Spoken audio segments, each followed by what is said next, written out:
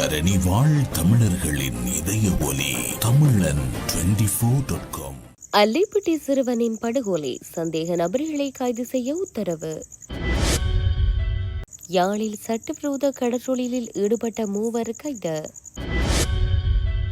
வவுனியாவில் தொடருந்துடன் முச்சக்கர வண்டி மோதி விபத்து, வயோதிப பெண் பலி.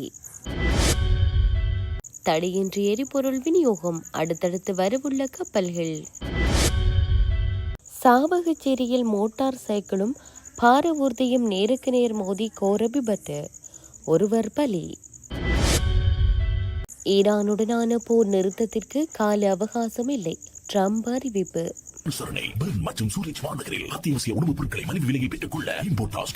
தொடர்பென விரிவான செய்திகள். அல்லிப்பட்டியில் காவல்துறையினர் மேற்கொண்ட துப்பாக்கி பிரயோகத்தில் சிறுவன் படுகொலை செய்யப்பட்டமை தொடர்பில் பாதிக்கப்பட்ட தரப்பினருக்கு நம்பிக்கை தரும் வகையில் விசாரணைகளை முன்னெடுத்து சம்பவத்துடன் தொடர்புடைய நபர்களை கைது செய்து நீதிமன்றத்தில் முற்படுத்துமாறு ஊர்காவற்றுறை நீதவான் நீதிமன்ற நீதிபதி அனிவா ராஜீவ் மத்திய குற்றப்புலனாய்வு பிரிவினருக்கு உத்தரவிட்டுள்ளார். அல்லைப்பட்டி பகுதியில் கடந்த பிப்ரவரி மாதம் 10ஆம் தேதி கடமையில் இருந்த காவல்துறை உத்தியோகத்தர்களின் கட்டளையை மீறி ஹைஸ்டக வாகனத்தை செலுத்தினார் என காவல்துறையினர் மேற்கொண்ட துப்பாக்கி சூட்டில் 17 வயது சிறுவன் அருள்பெயஸ் உயிரிழந்திருந்தான். குறித்த சம்பவம் தொடர்பிலான வழக்கு விசாரணைகள் நேற்று முன்தினம் புதன்கிழமை ஊர்காவற்றுறை நீதவான் நீதிமன்றில் விசாரணைக்கு எடுத்துக் கொள்ளப்பட்டது. அதன்போது கடந்த வழக்கு தவணையில் குறித்த சம்பவம் தொடர்பில் கொழும்பு குற்றப்புலனாய்வு பிரிவினர் விசாரணைகளை முன்னெடுக்க வேண்டும் என பாதிக்கப்பட்டவர்கள் நலன் சார்ந்து மன்றில் முன்னிலையான சட்டத்தரணிகள் விண்ணப்பம் செய்ததை அடுத்து நீதிமன்ற விசாரணைகளை குற்றப்புலனாய்வு பிரிவினருக்கு மாற்றுமாறு காவல்துறை அதிபருக்கு உத்தரவிட்டிருந்தது. இந்நிலையில் குற்றப்புலனாய்வு பிரிவினர் பல வழக்குகள் தொடர்பிலான விசாரணைகளை முன்னெடுப்பதனால் கடும் வேலைப்பளு காரணமாக வழக்கு விசாரணைகளை மத்திய குற்றப்புலனாய்வு பணியகத்திற்கு பாரப்படுத்துவதாக கடந்த 7ஆம் தேதி தேதியிடப்பட்ட கடிதமூடாக மன்றுக்கு காவல்துறை அதிபர் அறிவித்திருந்தார். அதனைத் தொடர்ந்து மத்திய குற்றப்புலனாய்வு பிரிவு பணியகம் வழக்கினை பாரமெடுத்து விசாரணைக்கு உட்படுத்தியது. இந்நிலையில் நேற்றைய முன்தின வழக்கு விசாரணையின் போது மத்திய குற்றப்புலனாய்வு பணியக அதிகாரிகள் மன்றில் முன்னிலையாகி ஊர்காவற்றுறை காவல்துறையின் குறிப்பேடுகள், விசாரணை அறிக்கைகள், சம்பவத்திற்கு பயன்படுத்தப்பட்ட துப்பாக்கிகள் என்பவற்றை தாம் பாரம் எடுத்துள்ளதாகவும் நீதி சேவை ஆணைக்குழுவின் சுற்றறிக்கைக்கு அமைவாக துப்பாக்கிகளை யாழ்ப்பாண தலைமை காவல் நிலையத்தில் பாதுகாப்பாக ஒப்படைக்கப்பட்டுள்ளதாகவும் தாம் தொடர் விசாரணைகளை முன்னெடுத்து வருவதாகவும் மன்றில் தெரிவித்தனர். யாழ்ப்பாணம் வடமராட்சி கிழக்கு கட்டைக்காடு கடற்பகுதியில் மேற்கொள்ளப்பட்ட சுற்றி வளைப்பில் சட்டவிரோத கடற்றொழிலில் ஈடுபட்ட 3 பேர் கைது செய்யப்பட்டுள்ளனர். குறித்த திடீர் சுற்றி வளைப்பு நடவடிக்கை நேற்று முன்தினம் இடம்பெற்றுள்ளது. இதன்போது சட்டவிரோதமாக ஒளிப்பாய்ச்சி கடற்றொழிலில் நடவடிக்கையில் ஈடுபட்ட 3 நபர்கள் மற்றும் 3 படகுகளுடன் கைது செய்யப்பட்டுள்ளதாக தெரிவிக்கப்படுகிறது.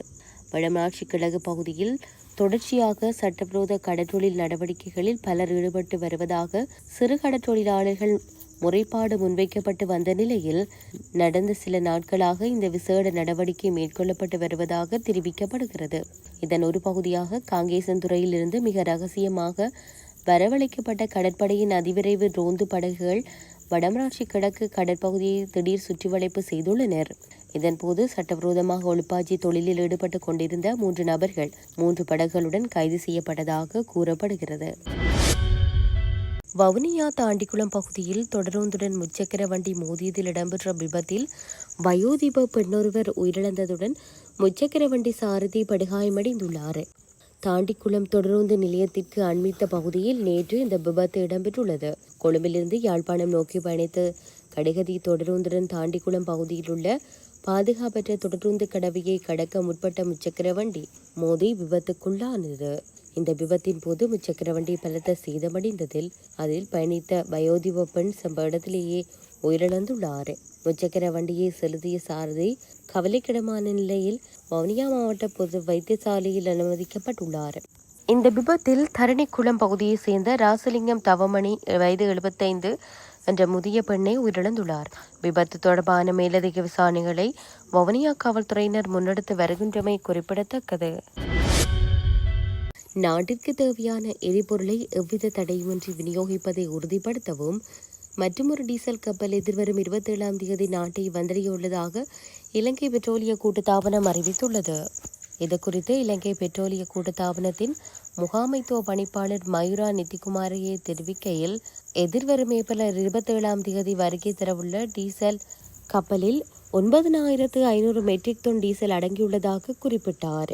டீசல் கப்பலை தொடர்ந்து இந்த மாத இறுதிக்குள் மற்றொரு பெட்ரோல் கப்பலும் நாட்டை வந்தடைய உள்ளது. இந்த கப்பல் மூலம் மொத்தம் 35,000 மெட்ரிக் டன் பெட்ரோல் இறக்குமதி செய்யப்பட உள்ளது. சந்தையில் எரிபொருள் தட்டுப்பாடு ஏற்படாத வகையில் திட்டமிட்ட அடிப்படையில் இந்த எரிபொருள் தொகைகள் இறக்குமதி செய்யப்படுகின்றன. இதன் மூலம் போக்குவரத்து மற்றும் அத்தியாவசிய தேவைகளுக்கான எரிபொருள் விநியோகம் வழமை போன்று தடையின்றி முன்னெடுக்கப்படும் என பெட்ரோலிய கூட்டுத்தாபனம் தெரிவித்துள்ளது.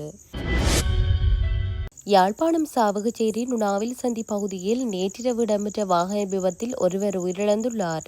சாவகச்சேரியிலிருந்து யாழ்ப்பாணம் நோக்கி சென்ற மோட்டார் சைக்கிளும் யாழ்ப்பாணத்திலிருந்து கொழும்பு நோக்கி சென்ற பாரவூர்தியும் நேருக்கு நேர் மோதியே இந்த விபத்து இடம்பெற்றுள்ளது.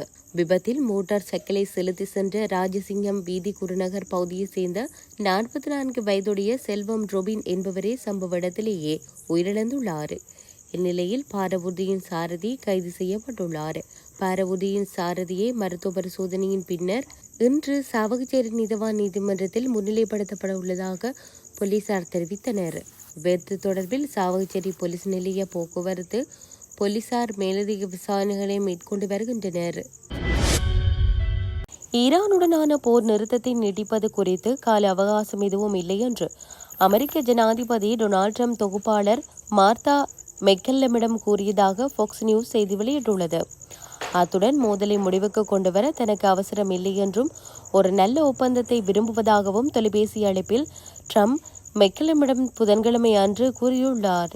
வெள்ளை மாளிகையின் பத்திரிகை செயலாளர் கரோலின் லீவிட்டும் புதன்கிழமை அன்று பேச்சுவார்த்தைகள் தொடர்ந்து நடைபெற்று வருவதாகவும் ஈரானியர்கள் தங்கள் வசமுள்ள செறிவூட்டப்பட்ட யுரேனியத்தை அமெரிக்காவிடம் ஒப்படைக்க வேண்டும் என்று கோரி ட்ரம்ப் தனது சிவப்பு கோடுகளை மிகவும் தெளிவாக தெரிவித்துள்ளார் என்று தெரிவித்தார். அத்துடன் ஈரானிய ஆட்சியிடமிருந்து பதிலுக்காக வாஷிங்டன் காத்திருக்கிறது என்றும் அவர்களால் இன்னும் ஒருமித்த செய்தியை அனுப்ப முடியவில்லை, அதனால்தான் ட்ரம்ப் போர் நிறுத்தத்தை நீட்டிக்க முடிவு செய்தார் என லீவிட் மேலும் சுட்டிக்காட்டியுள்ளார். இதேவேளை ஈரானுடன் சமீபத்தில் நீட்டிக்கப்பட்ட போர் நிறுத்தம் ஞாயிற்றுக்கிழமை முடிவடையும் என அமெரிக்கா ஆஸ்திரேலியிடம் கூறியதாக ஆஸ்திரேலிய ஊடக தகவல்கள் தெரிவிக்கின்றமை குறிப்பிடத்தக்கது. லண்டனில் வவுனியாவை சேர்ந்த 33 வயதான இளம் குடும்ப பெண் ஒருவர் திடீரென உயிரிழந்த சம்பவம் உறவுகள் மத்தியில் துயரத்தை ஏற்படுத்தியுள்ளது. குறித்த பெண் சுகையினமுற்ற நிலையில் சிகிச்சை பலனின்றி மரணமடைந்துள்ளதாக தெரிவிக்கப்படுகிறது. இந்நிலையில் பெண்ணின் திடீர் மரணத்தால் உறவுகள் கடும் சோகத்தில் ஆழ்ந்துள்ளனர்.